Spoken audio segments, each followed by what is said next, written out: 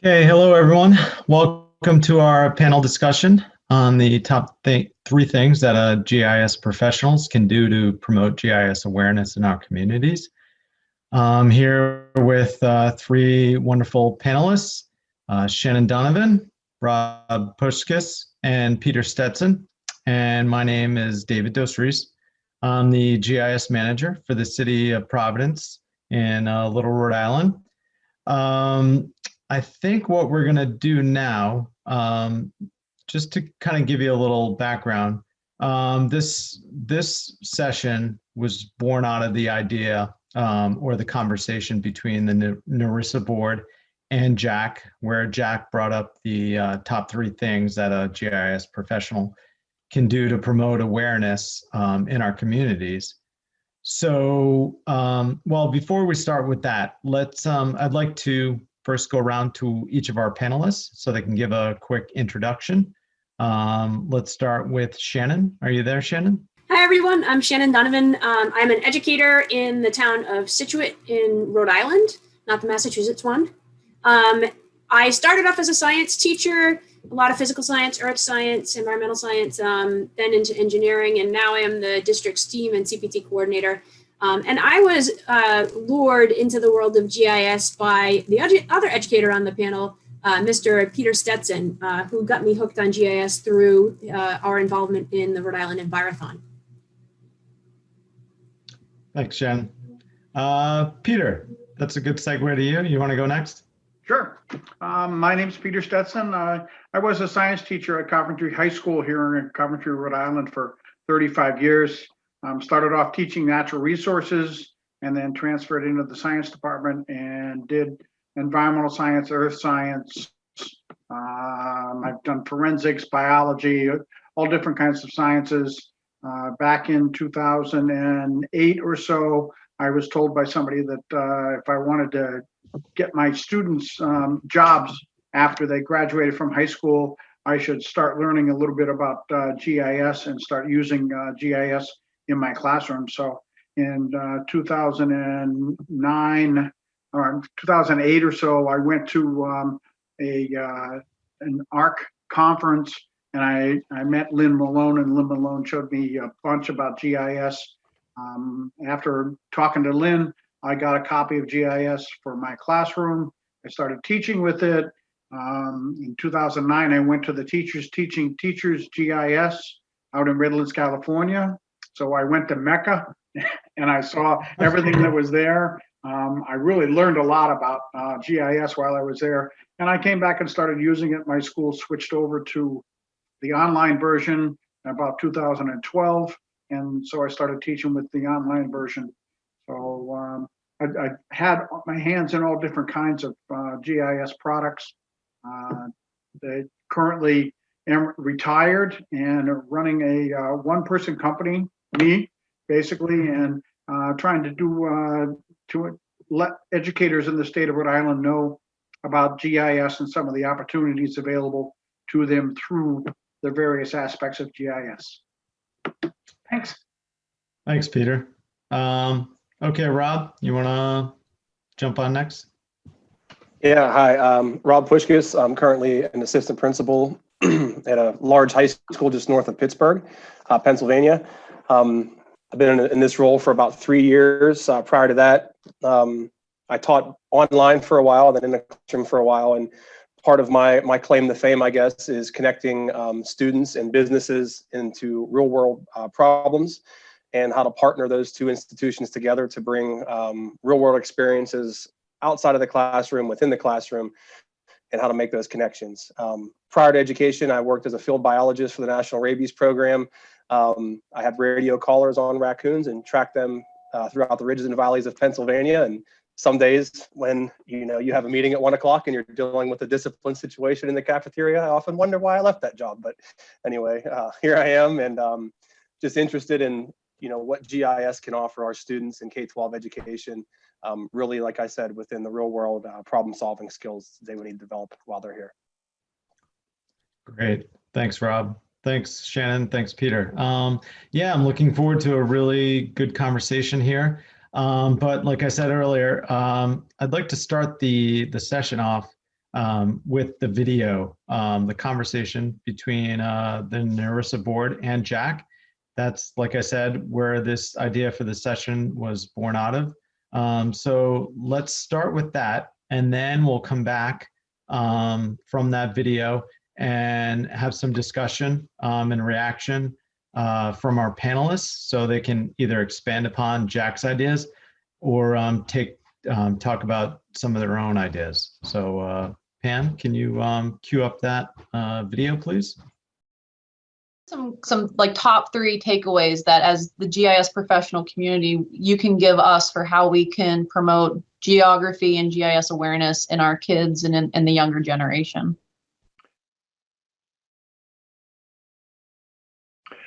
Well, one of them is to continue to support this idea of GIS days and having open houses for your own operations. Your own businesses, your own agencies can have a GIS day where you invite in executives. Okay, this isn't kind of work very well in the non-physical environment that we're living in, but maybe we're going to invent something called a GIS day digital. I don't know, we haven't gotten there yet, it's in November.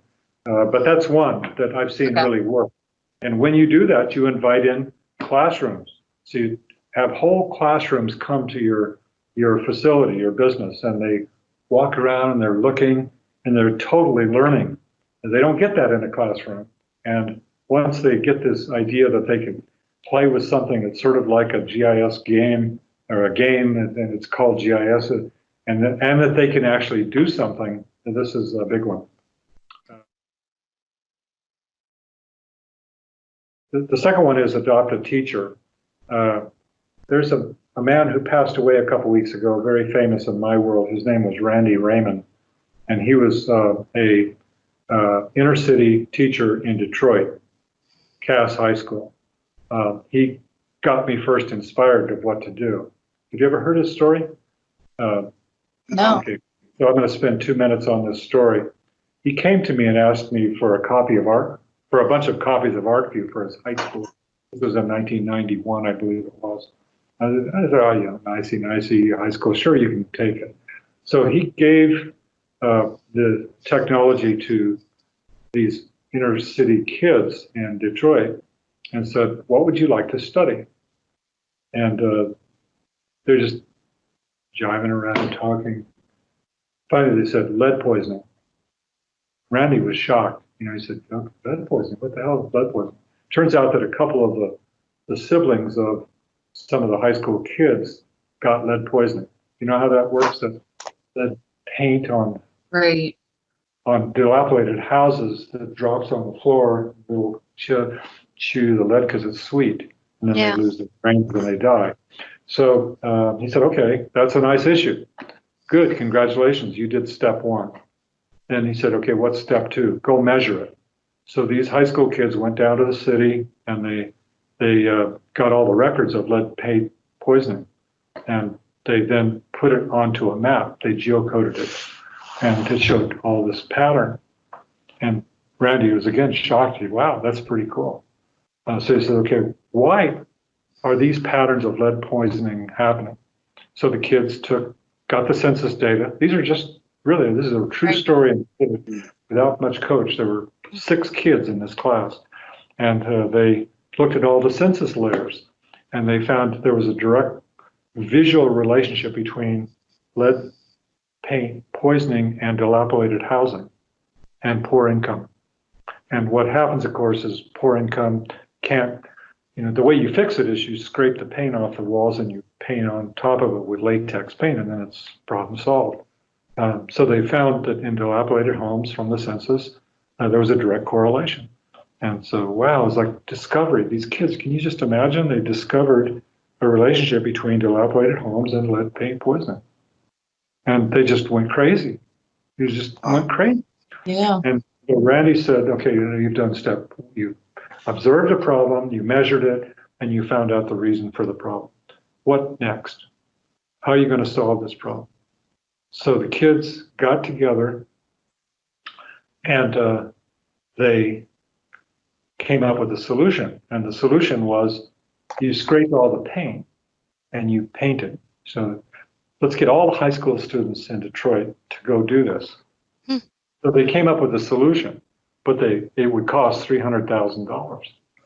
So Randy said, okay, you did number 4, you solved the problem, but you didn't take it to action.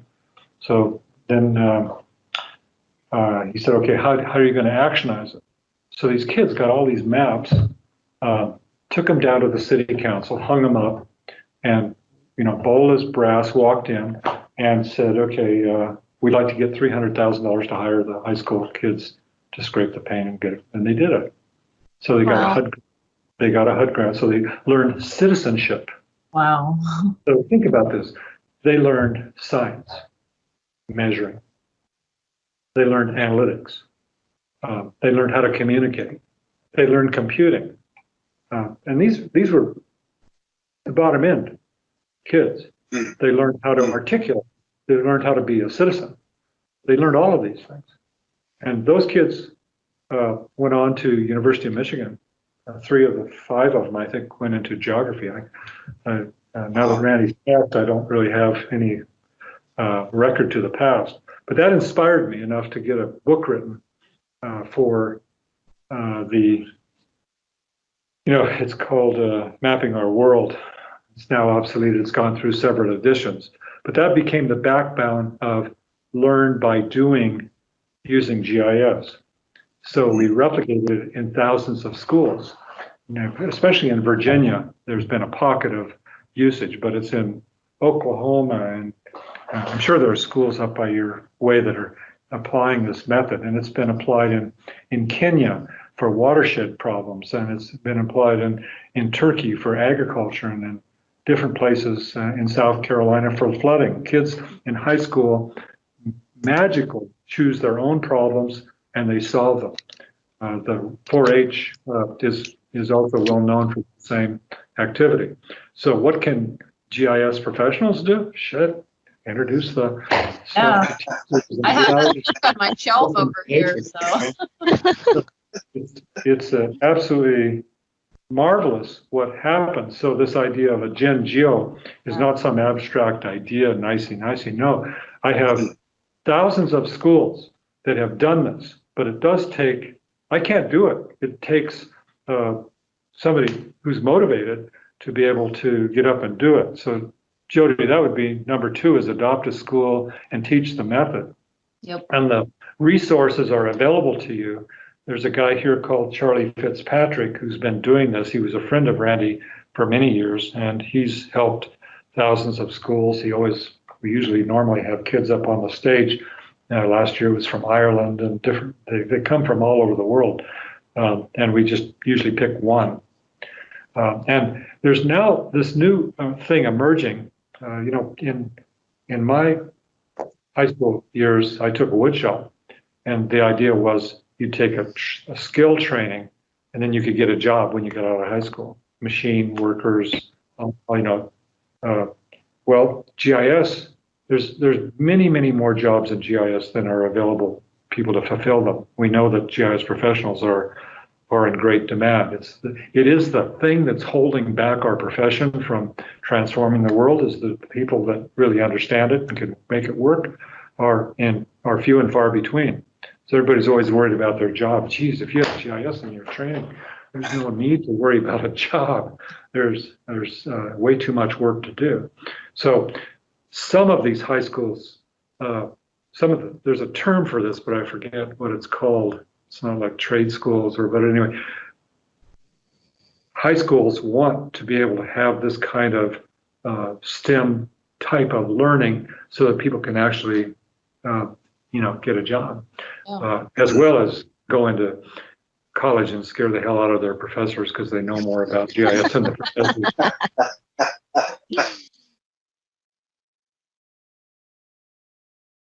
A third thing that we're doing this year that might interest some of your members is we're providing a free version of Learn ArcGIS for all students, college students in the world. This is when we announced it to today, over 70,000 students have already signed up. And this is using ArcGIS Learn lessons together with ArcGIS Pro for a year all on their own. So. All right. I think that's a great way to sort of jump into this session. Jack touched on a few different things there: GIS Day promotion and events, adopt a teacher model, and then promote GIS resources. I've had experience with the first two, but let's go around to our panelists and see what they have to say and what they can add to this discussion. Shannon, you want to kind of hop on and move the discussion forward? Thanks. Yeah, sure. When I first started to try to implement some real good GIS tools in the classroom, it was when I first began teaching my environmental science course at Scituate High School, and I had gotten an EPA grant and bought some desktop licenses. And it took me nearly a year to navigate the ins and outs of IT in our district to get them installed and start working. And then it was just such a huge lift for the kids to learn how to navigate. At that time, the technology skills that the students had wasn't close to where it is now. So it was a big lift. We did make some progress, but it was really tough. And then, as updates occurred, I wasn't able to keep on top of my IT department to keep those going. So when the online options came about with ArcGIS, it was a game changer. It's made it so much more accessible for us. They've offered Pete, help me out. What's the organizational accounts for educators, which has also been a game changer. So it's gotten a lot more accessible. So I've also offered trainings to folks within my district. I've attended trainings that Pete has done for teachers around the state. So I've been continuing to try to add to my tool bag and try to get other teachers on board to do it. But teachers are so overwhelmed with all the things that are asked of them. It's a hard sell. What I'm trying to do now in my new role as the district STEAM coordinator is get to the kids when they're younger and start to build this school. I'm trying to, I'm approaching GIS sort of the way I'm approaching some of the computer science stuff. And I really think there's some opportunities for us to explore here regarding computer science education. And I think GIS should maybe be wrapped under the computer science umbrella, since there is a robust network of computer science education programs in the state. But so I'm approaching this the way I'm approaching some of the coding tools, in that I think GIS needs to be just thought about by educators as another modality for students to communicate what they know and can do while they're practicing an additional skill. So I'm doing the same thing with some of my coding, like my Scratch coding animation stuff. I want this to be another modality that students communicate what they do. Because I think it's going to help with engagement. I think this is another way to get more students more engaged. But in order to pull it off in a really robust way, I definitely will need lots of the GIS professionals to step up and offer assistance to classroom teachers to be mentors, because they're going to need the support to take on this additional ask. But I think that the dividends would be tremendous. And to kind of tie back to what Jack said about getting the kids a credential that they could put to use right out of high school, I would love to learn more about the certifications that are offered to see what the folks in the profession would value the most for a high school graduate. Like, which of those certifications would be most valuable for our students to achieve? Because we, like Jack was referring to, we have some career and tech ed programs at our high school, and that's another one of the hats that I wear as the CTE coordinator.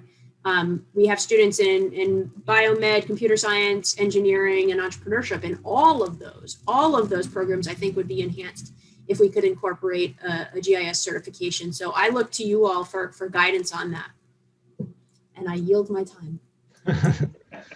Thanks. Yeah, no, there's some great points there. I think there's a lot of opportunity if we can, wrap this under computer science as just one part of it, and underneath science in general. So I think there's a lot of opportunity there. Pete, you want to take it from here? Yep, I agree with Shannon that the opportunity to have some kind of a certification that students could walk out of high school with that would at least indicate that they had some kind of background in GIS would certainly help. I remember sitting in my allergist's office talking with another teacher who was there, and I was mentioning that I was working with my students to do some GIS mapping. And one of the other patients that was sitting in the office turned to me and said, "God, I wish my high school teachers had done that with GIS. I'm now using it. I'm having to take all these classes to be able to get myself up to speed in GIS because it's used so much in the field." And it was like, yeah, that's the whole reason I'm doing it, is trying to get it something beneficial for the students to be able to use. I know that the hardest thing that I found with educators is them actually having the time and taking the time to sit down and learn the software so that they are able to then design lessons for them to be able to use in their classrooms. Even though there are lessons that are already set up, the Learn ArcGIS is one of those platforms.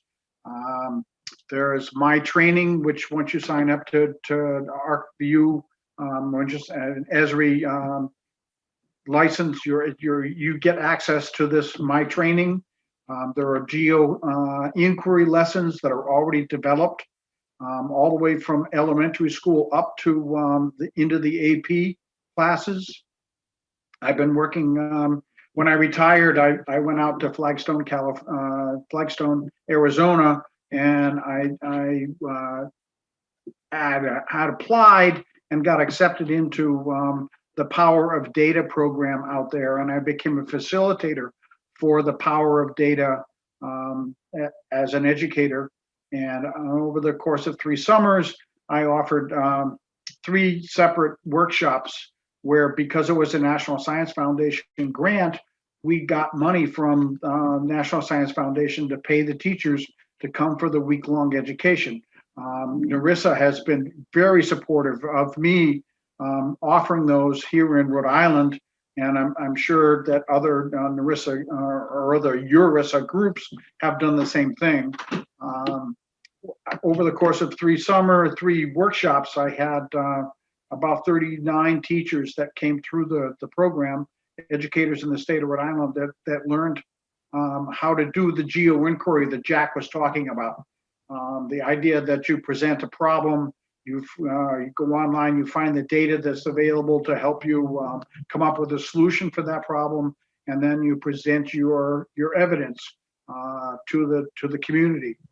We've done that multiple times at my high school. One of the problems that we ran into was an area of the school didn't have enough street lighting. So we had the students go out and collected the data of where the lights were around the school. They mapped the location of those. They created little buffers that indicated how far out from the building and how far in the parking lots the light would extend from the light poles. And then we took that data and brought that to our school department, and the school department turned around and installed some additional street lighting in the parking lot, because there was an area of the parking lot that the students used that was no longer lit at nighttime. The athletes and others that were there past dark would basically walk out into a dark parking lot, and for safety reasons, the school department fixed that. And that was the students coming up with, wait a minute, I'm an athlete, I go out, this is dark, can we solve this problem? And so having those kinds of problems and having the kids come up with problems that GIS can solve is one of the big things. For the past couple of years, so I think we're going into our 5th year, I've been the lead in the Rhode Island Story Map competition. So each state has the opportunity to hold a story map competition for middle schools and high school students. The students can win $100 for creating a story map about a local situation or a local resource that's available. And so I've been promoting that, but we haven't had a great deal of people get involved. I guess last year with the COVID, we ended up having 2 maps presented. So I had a middle school teacher that I had shown GIS when he was at the high school, when he transferred into the school district. So he had one of his students do that story map. And so that's an opportunity. Those kinds of resources are things that the teachers need to find out about. I think here in the state of Rhode Island, we have an opportunity, because I know at most of the major universities here in Rhode Island, they have one form or another of GIS. URI just started up a graduate certificate in GIS for graduate students. So educators in the state of Rhode Island should be able to sign up for that. It's all online. I know University of Connecticut also has one that's been online for a number of years. I know down in Virginia, connected with, I believe it's Johns Hopkins University, or no, James Madison University. There's within some of the high schools in the area around James Madison, they have set up what's called the geospatial semester. And they have a GIS, an educator there at the university that works with the local teachers. And they develop lessons, and the students go through and they get college credit for their classes that they are taking at their high school. They get James Madison college credits. So that geospatial semester is something I've approached with a couple of the schools here in Rhode Island. The University of Rhode Island is one, Providence College is another, and Brown University is the third one. With the idea that if we could do something along those lines, we could get students, high school students, interested in GIS. I also know that coming up, the Advanced Placement College Board is trying to put together a AP GIS course so that students would be able to get advanced placement in that. Way back when, going back several years, there was a company down in Texas called Digital Quest, and they're still around.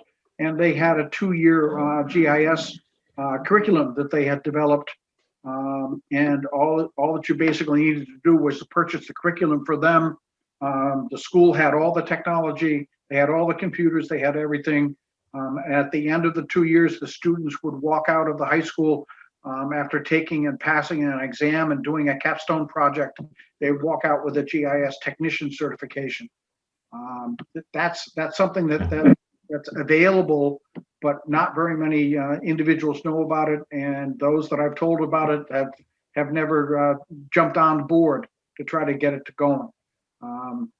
The idea that GIS is used in so many places, in so many fields, it just doesn't seem to resonate with the high school. The high schools seem like they're much more interested in or much more concerned about the social studies curriculum or the biology curriculum or the calculus curriculum than they are about some of the real world opportunities are available through GIS. And it's a hard thing. Somebody who's passionate like me about GIS, it's really frustrating to see some of the high school teachers I know that would really enjoy doing this just not have the time to be able to put into it to learn. Like Shannon was talking about, there was a huge hill that you had to climb in order to be able to utilize it. And even now, if you become an administrator for an ARC organizational account, there is quite a bit of time that you have to spend creating logins for the students if you don't follow through on the single sign-on issue that's available for a lot of the schools that are using the Google products. So there are hills that have to be climbed in order to be able to get this education available. I've offered for a really long time to be the mentor for any of the schools, any of the teachers that would like to have me come in and show them how to use GIS in their classrooms and some of the resources that are available. So I sympathize with Shannon. I know how hard it is. The reason I got a flat forehead is because I've been banging my head against the wall trying to break through the GIS barriers that unfortunately are here in Rhode Island. And I'm not sure in other states. Yeah, no, I wanted to mention NEURISA. They have a teacher initiative, and Nat Geo also has a goal to bring on 1 million GIS literate teachers. I know there was some discussion on that yesterday in one of the panels. I put a link to it in our chat. So if any of the GIS professionals want to adopt a teacher, please sign up, put your contact information in there. But Pete, where do you think the disconnect is? Does it lie with not enough GIS professionals getting involved, or just the teachers themselves not really knowing the power of GIS and how it could help them and their students? Yeah, I think that the hardest thing is the GIS professionals making that connection with the educators themselves. Yep. It's difficult to get into that world, first of all, in the educator world. And I think the idea of having GIS days and try to open up, even if it was possible, at least at this point, to have educators come into the schools to start showing the teachers there as well as the students some of the possibilities of incorporating GIS into their lessons. There's just so much technology that's available. Every time I showed teachers just the basics, here's the online version, here's survey 1, 2, 3, here's the geo inquiries. It's like they're overwhelmed with what the opportunities are that's available for them. And it does take a bit of time to be able to get up to speed on all of those and the interconnectivity of all of those. It's more something that they would do much better in like a week-long workshop in the summertime versus trying to figure out how to do it while school's going on. There's just no time for teachers knowing from personal experience the 6 day a week, sometimes 7 day a week job that educators have. Yeah, maybe this is a good time to bring in Rob, unless Shannon, you have something to add here, but just a little piece to add to what Pete was saying, in that a lot of the pushback that we get from classroom teachers is that I already have so many things I'm supposed to cover. How am I going to add something? And just to help build their confidence enough to say that this is just another approach to covering the things you have to cover already. It doesn't have to be an additional thing. It's just another tool in your toolbox. Right. Okay. Yeah, Rob, I think this is a good time for you to come in since you're on the administrative end now. You started out as a teacher and kind of worked your way up from there. So why don't you kind of give a little bit of your backstory and then talk about what you'd like to touch on. Yeah. So what got me started with I don't know if you want to call it an education and corporate partnership, or problem-based learning or project-based learning is kind of the educational buzzword that goes around today a lot in K through 12. So I was thinking about, as everyone was talking, it just sounds like there's like a blast of stuff everywhere. Like there's a ton of good information out there, and we want to somehow bring all that information and connect it into a school system, which is the challenge. So I can't help but reflect on the project that I worked on, where we kind of did that. I don't know anything about nuclear energy besides what I taught in my AP environmental science class, but I partnered with a nuclear power station, same as you guys. They were the next generation in nuclear, NAYGN, and I'm forgetting a part of that acronym somewhere in there, but they did the same thing. They said, hey, we want to bring nuclear energy into the next generation, and we want to develop engineers for our field. how do we do that? I was looking for a way to bring my students out of the classroom. So with that shared interest, we just said, we're reasonably intelligent people. Let's come up with a way to get our students involved with that connection. So I think with GIS, you have the vehicle for that. With nuclear energy, we had no vehicle. We were just doing research online, and students were devising projects, and we did some fun, like, small scale models of things. But GIS would have the technology for students to be able to connect on their device and do mapping exercises and build things that they could do at any given time. It wouldn't have to necessarily be within a classroom. So I can't help but think that somewhere along the lines, and I don't know how you do it, and I wish I could tell you how to do it, but if you had your group that's interested, think about locally, your own kids, where do they go to school? Because as a classroom teacher, I couldn't help but think, if I had a parent reach out to me and say, hey, I'm a GIS professional, I can provide you with the resources, the programs, and the skills for you to do this in your classroom. That's what I can offer. Can we talk? I would at least listen to what you had to say to see what we could do. So if that's what you're trying to do, we have all this information, you want to connect it, you got to start it somewhere. Think of locally who you can reach out to and how you can make it successful. It might be at the middle school level, it might be at the high school teacher, or at the high school level, it might just be one teacher. But I think once you kind of wedge that bridge on getting into it with us into the school, it'll grow from there. That's what the project that I did, that's how it worked. The first year it was me isolated in my AP environmental science class, connecting to nuclear energy. The next year, we had a cross-curricular approach where we had our creative writing course and our Algebra 1 students working together on a nuclear-themed project and how they were going to bring those worlds together. So I think just getting that initial foot in the door of working with one educator, suddenly it becomes multiple educators, and now you have your programs within a school system just by teachers wanting to do good things. I think that now is probably the best and worst time to possibly be able to do it. The worst in that, just what everybody said, I have so much I have to do as an educator. I'm so hyper-focused on my curriculum and getting my students through it in a time of, hybrid learning models. But that's the worst time.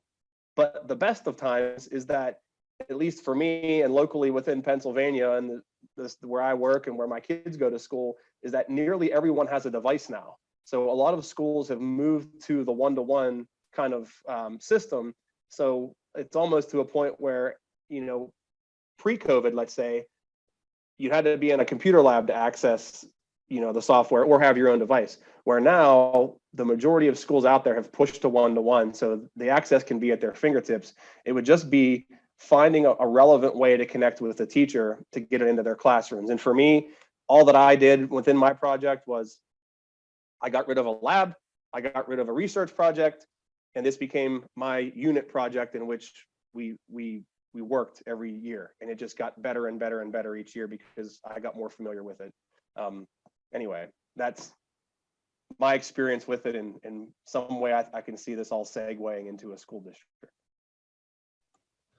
So yeah, that's so I like that idea. Start with the one teacher, show, an example, and then word spreads, So I think that's a good model that we could all work from. I've had some experience with that in the past where I've worked with one teacher and it's just gone from there. Or we've also had a time where a GIS professor from one of the local universities brought his class into my office, and we just kind of talked about all the work that we're doing. So it doesn't have to be a big initiative. You can start small, and you can really make an impact from there.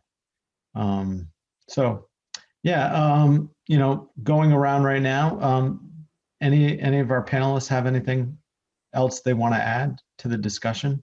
I'd like to anything add. we're missing?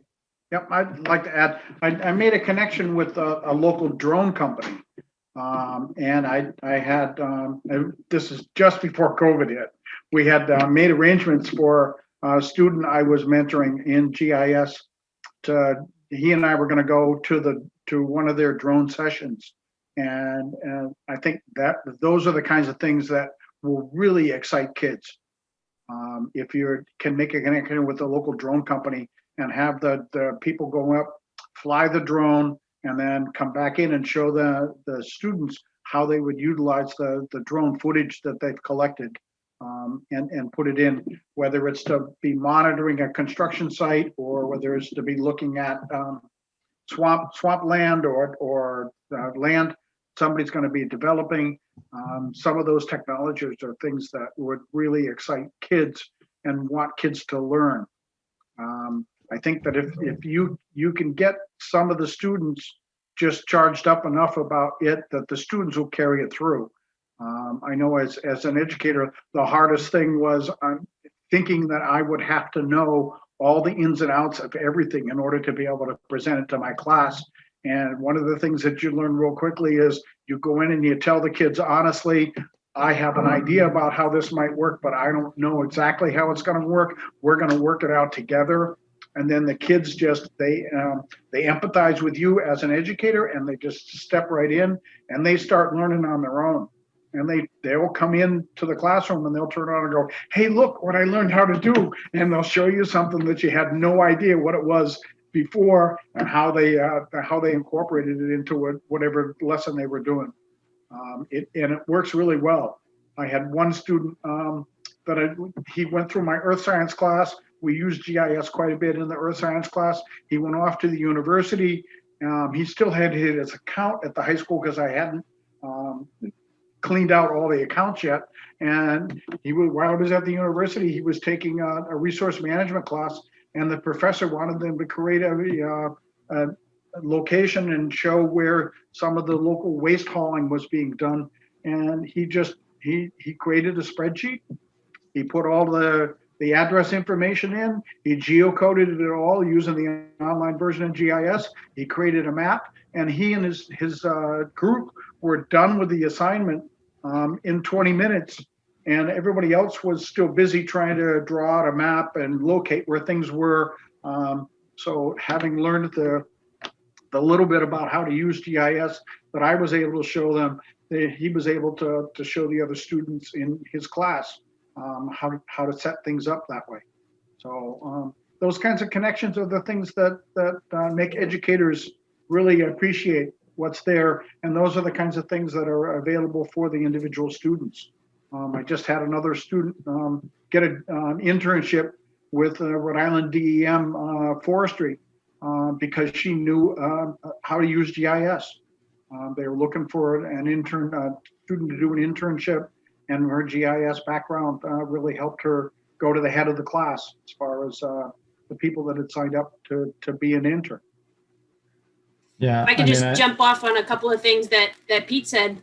Yeah. In terms of the problem-based learning, the approach to project and problem-based learning, like Rob talked about as well, is it's a different mindset and a different approach that a lot of teachers, especially the ones in some of the older generations, were accustomed to having to be the expert and the sage on the stage sort of thing.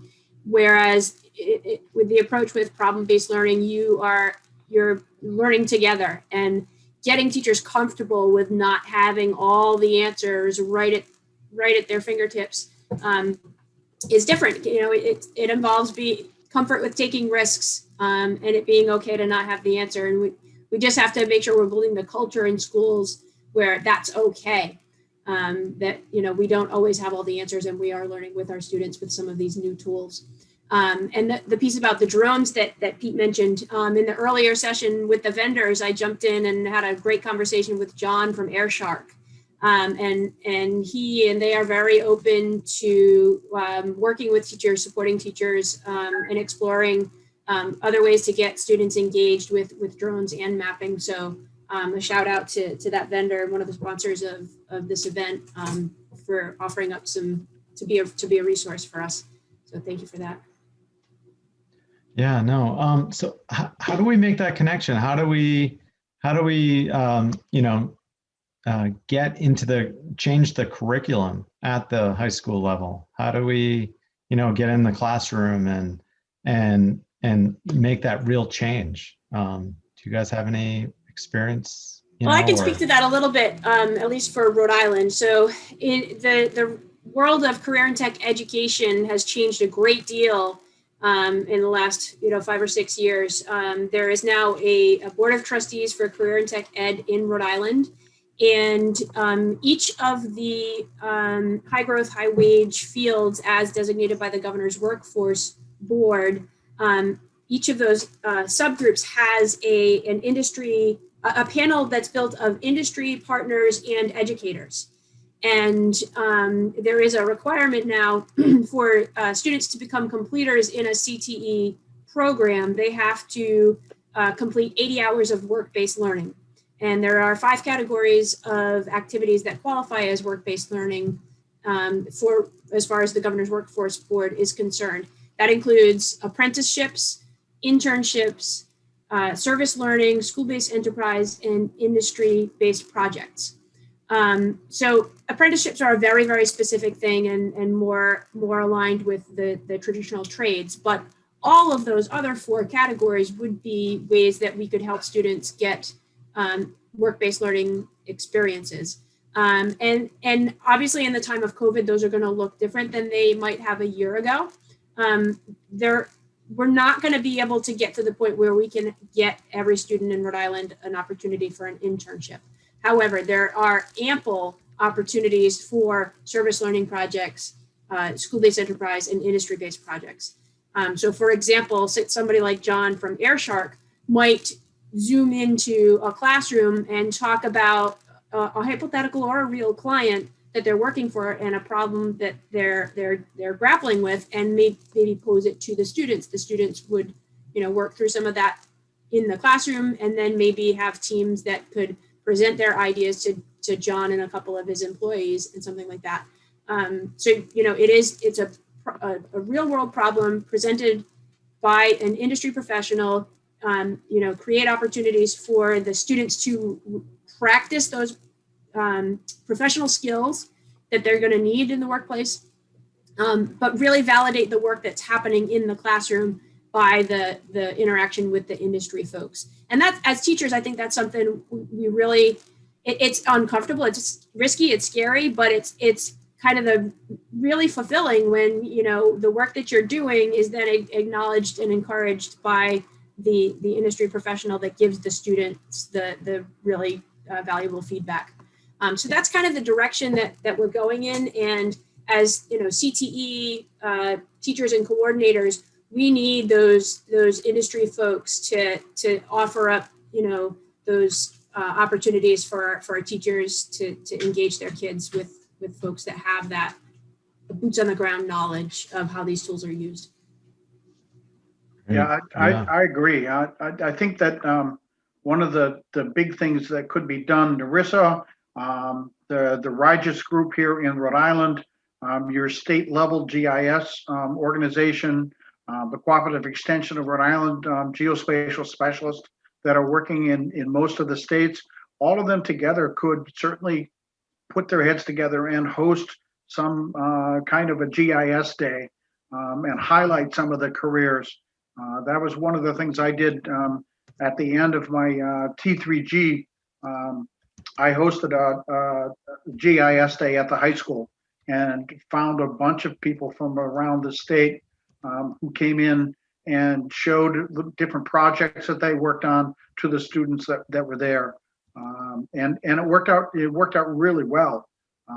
I think also here in the state of Rhode Island, one of the things would be for the Rhode Island State Department of Ed to recognize the geospatial aspects of all of the technology that's available, and make sure that the educators in the state were familiar with all of that.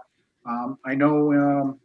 I wonder in Pennsylvania, Rob, if that's something that if there's a geospatial group in Pennsylvania that you're aware of that you could connect with, that would then open the doors to have some of the local companies and organizations come in and be willing to share their expertise in geospatial fields.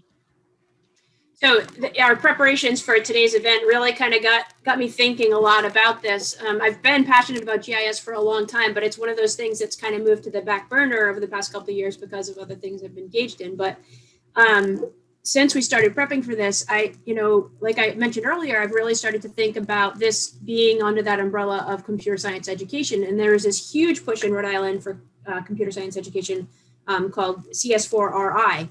And it was an initiative pushed by Governor Raimondo. And so I actually have a meeting later this week with a couple of the folks involved with that initiative at CS4RI, Karen Breyer, and Holly Walsh is another one at the Department of Ed that's very much involved. And the other thing that I'll put out there for anybody that wants to step up and get involved, I'm also the state advisor for the Technology Student Association, TSA, not the airport people. We had the name first. And so we have, that's another one of the CTSOs, Career and Tech Student Organizations like Skills USA, FFA, HOSA, DECA. It's one of those, somewhat lesser known in Rhode Island, but we're working on that. And we have a series of competitive events, and we usually have like a fall conference, a state conference in the spring where students come and compete. We're moving to a completely virtual environment to get through this year. But that creates opportunities to maybe engage some people that might not have been engaged previously.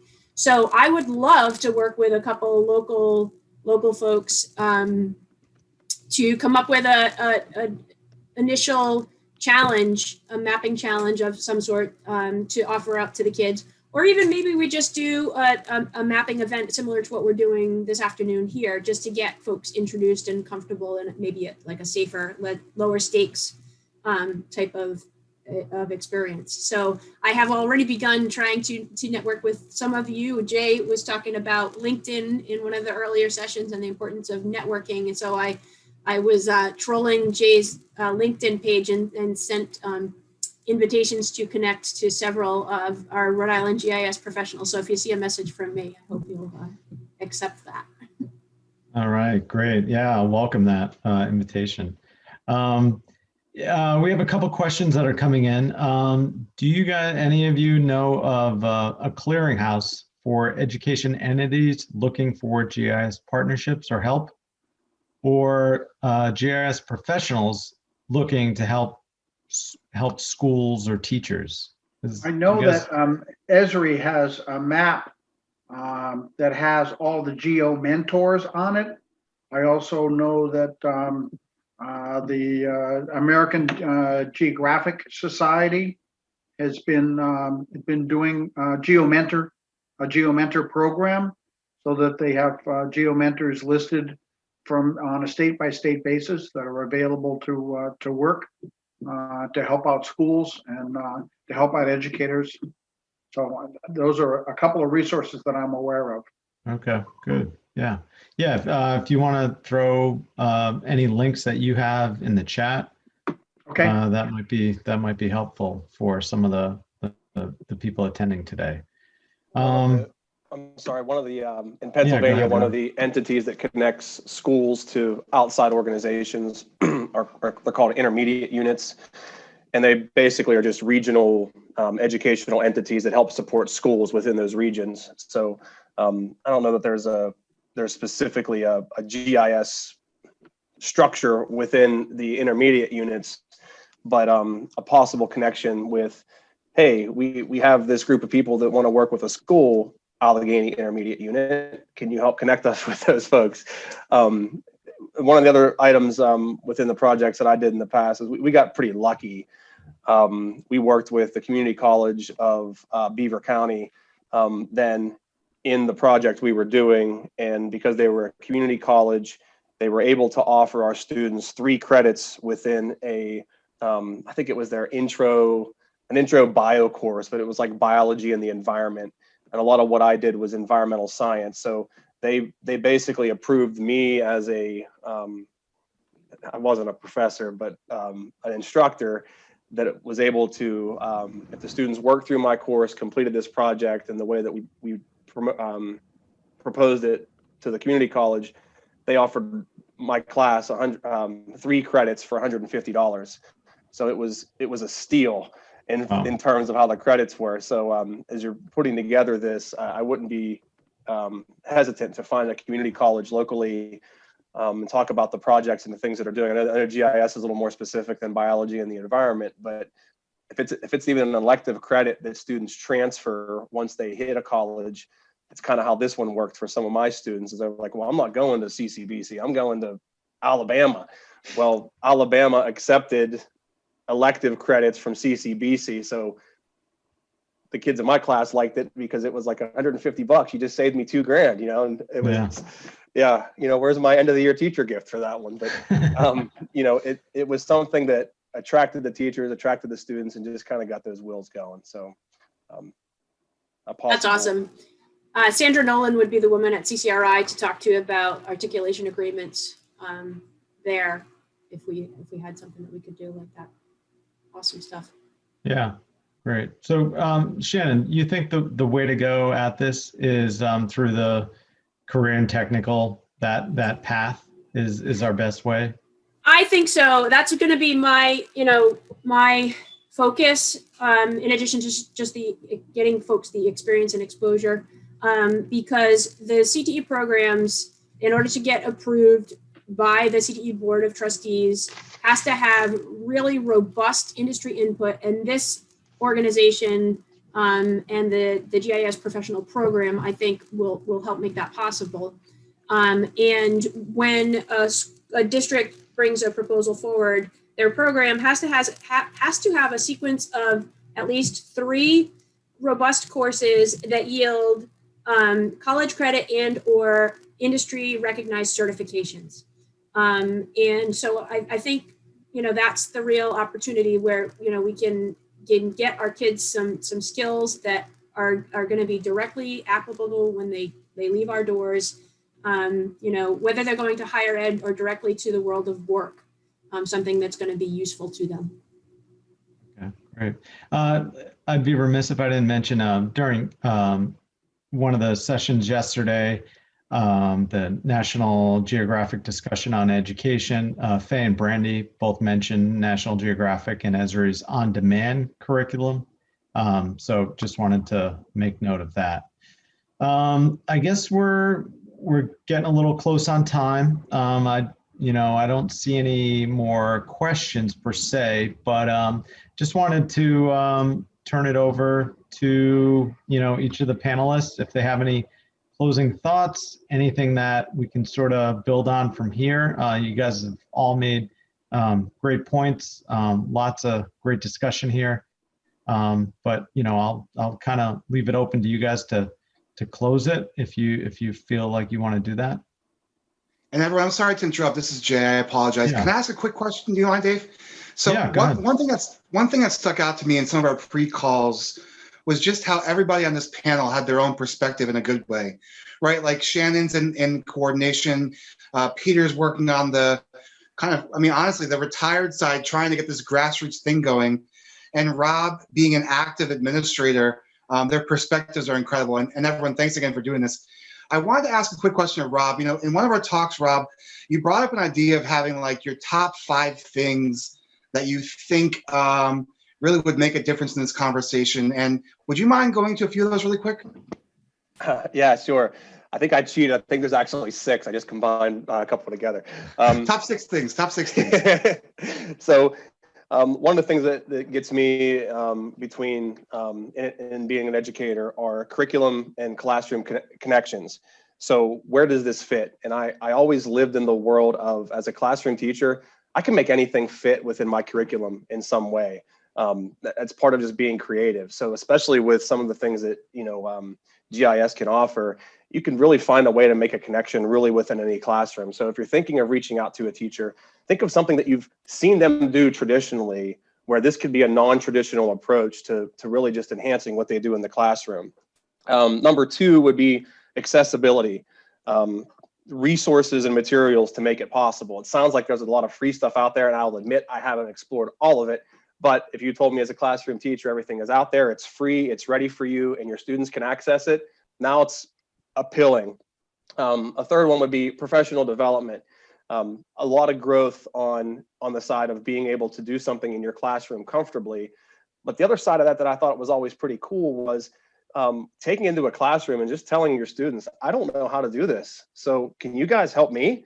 And then it becomes this really genuine learning experience between you and the students. And I mean, I'm pretty savvy with technology, but my 5th grader has showed me some pretty cool stuff over the past few weeks that would kind of blew my mind. So it's okay for an educator to not know the ins and outs of a GIS program, but if they can get it working within their group of students, it's going to shine and come through.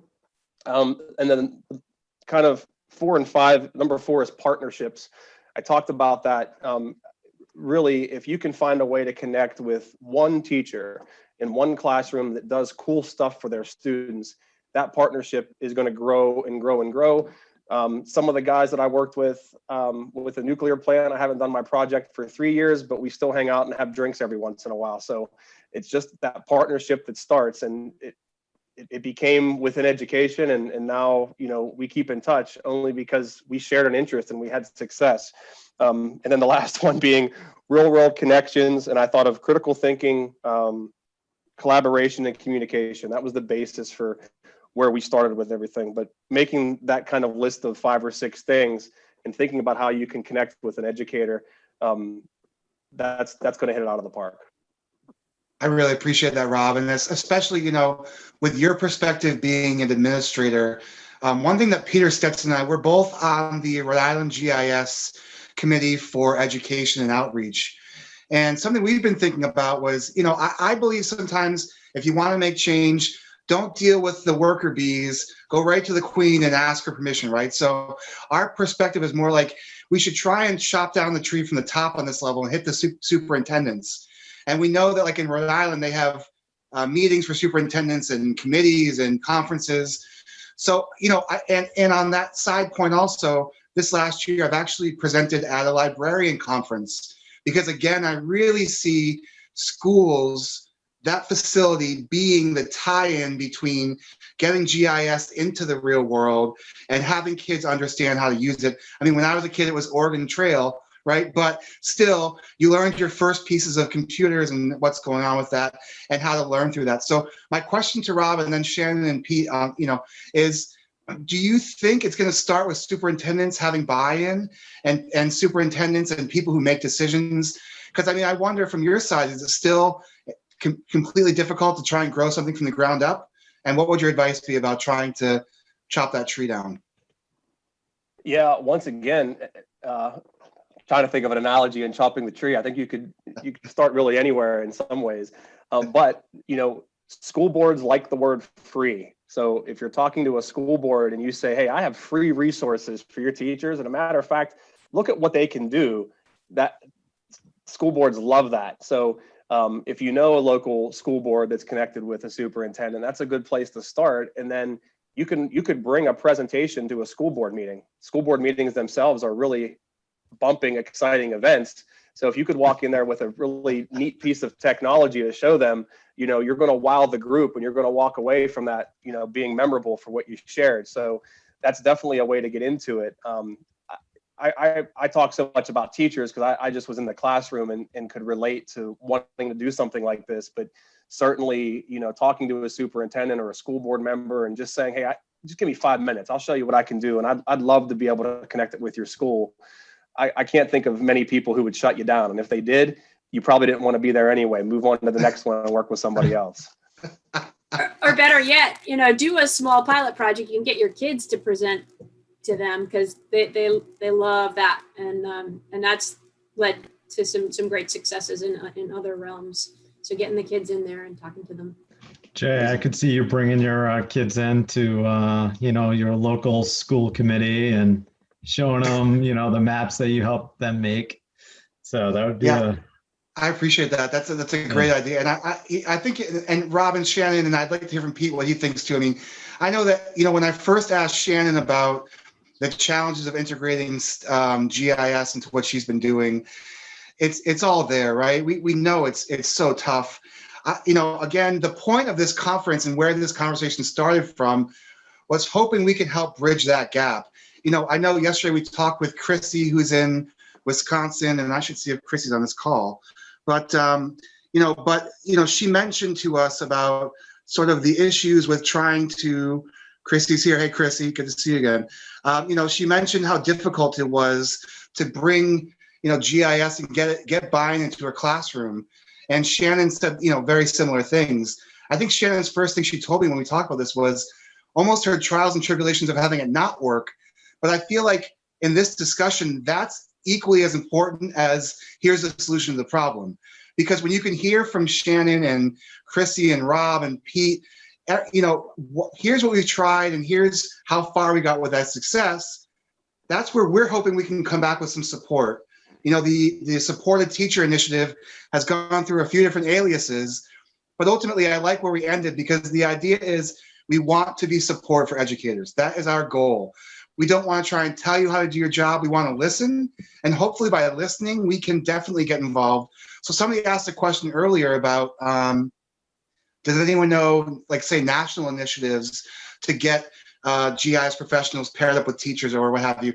And that's what we're trying to do for New England. And our reality now with this conference, as we have international attendees, we're starting to realize that our reach and our voice can go further than New England. And so with that being said, I love where this is going because, Shannon, I'll ask you this question also. Based on what you've seen so far, and I'm not sure if you could catch the National Geographic talk yesterday, but are you feeling like this will make a difference in teachers' lives and giving these resources to everyone? Absolutely. I'm feeling kind of refreshed and reinvigorated in terms of my efforts to incorporate GIS. I even explored with you a little bit, maybe we should make a local database of folks who need help and who can offer help, because I now am ready second semester to do a GIS long-term project with all of my fifth graders district-wide. So that is 6 different classrooms where I'm going to need somebody who can step in for 1 hour, 45 minutes a week or every other week to help support my other instructors who will be directly supporting those students. And then possibly, TSA, with TSA, I can reach other teachers throughout the state. So yes, thank you for inviting me to participate in this, because I'm excited about next steps. And if you guys have, room on that committee for Rhode Island GIS education, call me. You know it. I already put your name down there. You're on it. You're the chair. Welcome. No, I'm not the chair. And I appreciate both David and Jay inviting me to this, the opportunity to talk GIS. Right, my wife, whenever we meet somebody, she says, just don't mention GIS because we'll be here for hours talking about GIS. I am really passionate about the resources that were available. I have been, as Jay mentioned, I've been trying to work from the ground up, doing a grassroots and making myself available to educators. I've been all over the state, from Westerly to Woonsocket, and all the way up into Burrillville, working with educators, trying to get them to understand the possibilities are. I put a bunch of resources in the chat. You can look at the geospatial semester that's down at James Madison. Catherine Kiernan is involved with that. Another great educator. They have a number of online resources that are available through the K-12 maps that are there. That's another one. And then the GeoMentors program through the American Geographers Society. There's a really good opportunity for teachers really to learn something new and to get the kids involved. The fifth graders, touching the fifth graders at this level, getting them interested in how to use GIS, how to use the online version, and then walking into a classroom and having the teacher that doesn't use GIS tell them to do some project and then have them turn around and use GIS is just going to get perhaps that teacher to go, hey, how'd you do that? Show me what you did. So with the story maps, the same thing. The opportunity for the students to go out into the community, working with local land trust. The Land and Water Summit last year, I did a presentation to all the local land trusts about how they could use pictures that they would create and be able to work with the students in their local areas to do story maps, and have those land trusts be able to advertise all of the lands that they have and the hikes that they've got. The kids could use their cell phones to track where they're walking on the land trust property, use the cell phone to take pictures, link all that stuff together and create a story map. And eventually perhaps win $100. So the opportunities are there. It's just, I think the teachers have to grab the bull by the horns and say, let's go. I want to take me someplace. Show me how to do this. Yep, and I think that's just involves building their confidence and their support network. Yeah, that's great. Go ahead, Jay. I was going to say, I know I jumped into the question realm, looking for closing, and we are getting close to it. So let me just do this first. Just so everyone on this webinar knows, we at NEURISA, we're really trying to put our money where our mouth is, and really try and help. We've helped Pete last year with his workshop. Starting this year, we're going to be the, I guess, official hub for the state of Rhode Island's story map entrance for ESRI. And what I'll say to everyone is, we really want to try and, again, bridge that gap so that we can get information out there. This is ESRI giving away money for kids to do work and show what they've been doing. So I feel like it's our job to really help get those two things connected, which will then hopefully, get the ball rolling with the whole thing. To me, and again, we're just so focused on this work, and it's so important. So what I'm going to do is say thank you to you guys. I would like to give you a chance to close things, and I'll let David finish it up. Last point will be we're doing our Mapathon sessions next. It's not too late to register, and we'd love to see you all there. So to the three panelists here, thank you. I'll let you finish, and then Dave, you can close. All right, thanks, guys.